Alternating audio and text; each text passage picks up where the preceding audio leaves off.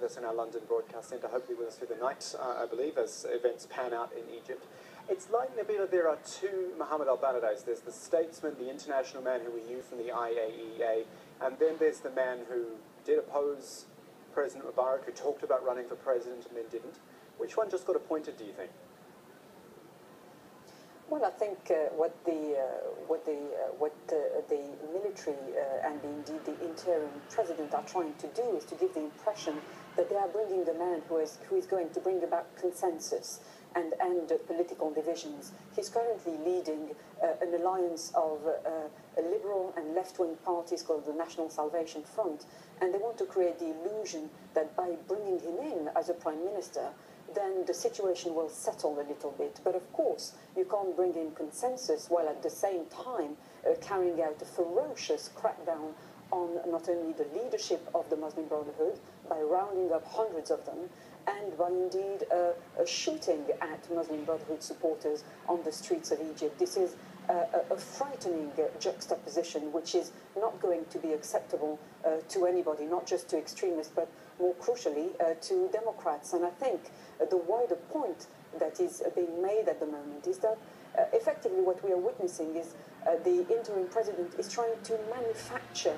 democracy, but that by definition cannot work. Democracy is, of course, the will of the people, and that is not what is happening in Egypt. Well, I wonder if anyone could bring about consensus at the moment. The thing I've been interested tonight is watching the pictures from Nasser City, where the numbers actually look bigger, I think. And there's so much passion there. They've all got their Mohammed Morsi banners, and they seem to believe that he could be reinstated, or that that's actually what they believe, they want to happen. They're going to push for that sort of thing. Consensus would be impossible at the moment. Well, absolutely. I mean, I think it's easy to think about government, forms of governance at the moment, and that's what the interim president is trying to draw the attention of the Egyptians to.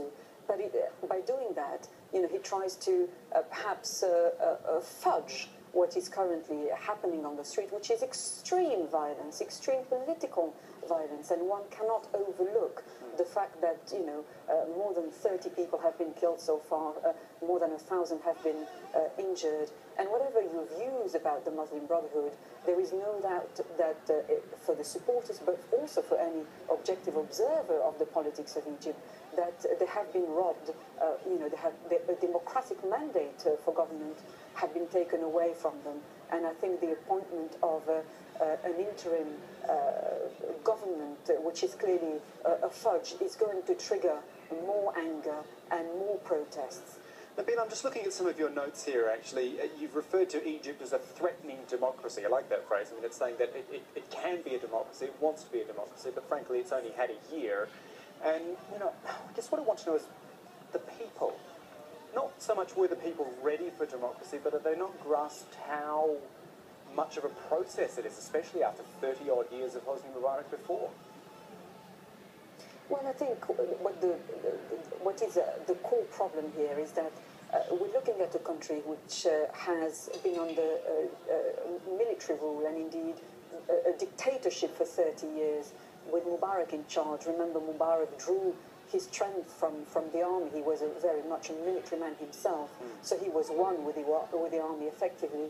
And last year the first free and fair elections in decades took place, and what millions of Egyptians have yet to come to terms with is the ramifications of those elections.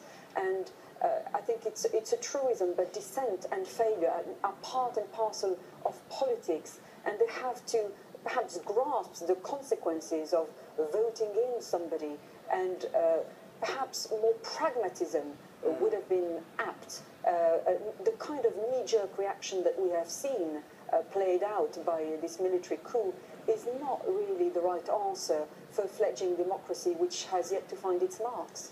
Yeah, it's really something, isn't it? Nabila Ramdani is with us in London. We're going to be talking to her later in the night as well, so we'll see you later on, Nabila. Now, Mali has left